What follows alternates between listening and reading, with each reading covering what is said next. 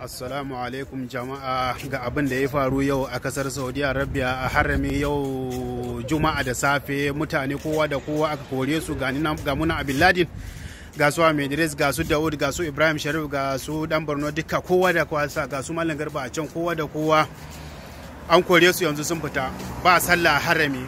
Kowa da kowa, to abin hasbunallahu wa ni'mal wakil, la ilaha illallah, la ilaha illallah, la ilaha illallah. Ubangiji kada yi muna fushi akan wannan abin. Allah kai ka san. Allahu akbar, Allahu akbar, la ilaha illallah. To jama'a gani munan dai muna nan billadin, wajen billadin, ko ma za mu yi.